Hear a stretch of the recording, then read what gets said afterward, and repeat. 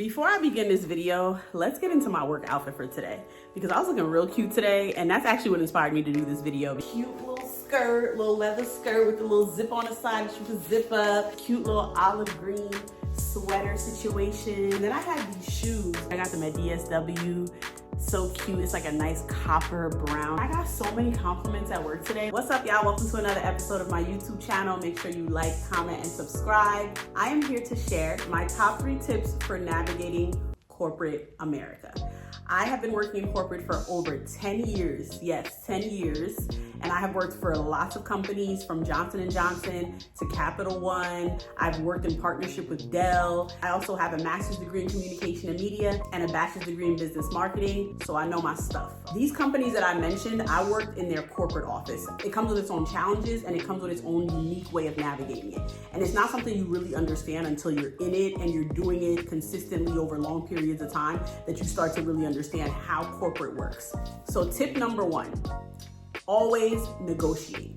When they first come to you and they say, we want to offer you this position, do not just take the first salary they offer you. I am a firm believer in the saying, you do not get what you deserve in life, you get what you negotiate. Make sure you have a case to back up what you're saying. Like, oh, actually, I looked up other companies that are similar to yours, and this is how much they're paying their employees to do X, Y, and Z role. And that's how you're able to leverage. Or you could say, hey, based off my experience and how many years I've been doing this and my level of education and my credentials, I believe I deserve X, Y, or Z. Or my previous job, when I was doing the exact same thing, was paying me X, Y, and Z, so you have to pay me the same. But always negotiate. Because I remember I interviewed with a university, and they were like a huge, very popular university. I got the role, and they were trying to pay me $53,000. And I had a master's degree.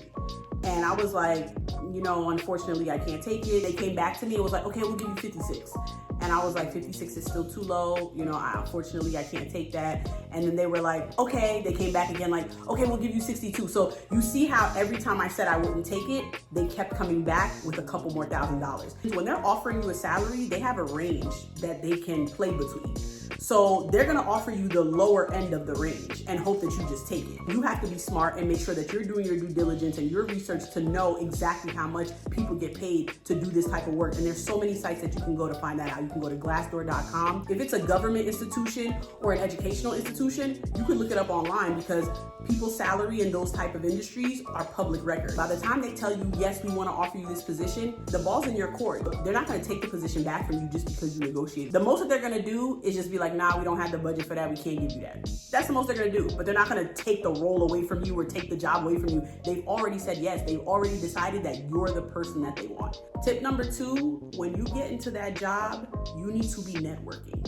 Put meet and greets on your calendar with people who work in accounting and in HR and in all other departments, people who've been at the company for mad long, the administrative assistants, the secretaries, because they're the people that know the real tea. You need the knowledge of how this culture and this company works, and you're not gonna get it by just asking your coworker who you work with or your manager. You need to be asking all types of people who can give you an unbiased opinion. Just in case you don't stay at that job forever, you wanna have made enough connections that could lead to your next opportunity. The job that I currently have now that I just started a few months ago, it was someone I previously worked with at Capital One who linked me to this new job where I'm also working for a financial institution. So sometimes like it be people that help you connect the dots. So make sure you're being a people person and you're not one of them people at work that's like, I'm just here to do my job. I'm not here to make friends. Oh no, honey, you gotta make some friends at work. Last and final tip for working in corporate is utilize the resources that the job gives you. Every corporate company gives tons of perks. They'll give you discounts on things.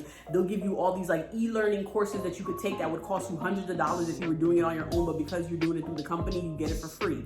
They give you sometimes free therapy sessions. They'll give you a free gym membership. What you want to ultimately do is beef up your portfolio where you could leave that job and be like, look at all the certifications I have. Look at all the connections I've made. Look at all the things that I've been able to accomplish while I was at this job. And then you take all those things and then you move on to the next situation. So just in case that job doesn't work out, you have enriched your skill set and your portfolio and your resume so that you could take all those things to the next opportunity that you're gonna have. So to tie up all 3 gems that I just gave y'all, number 1, always negotiate your salary and do not take the first offer that's given to you.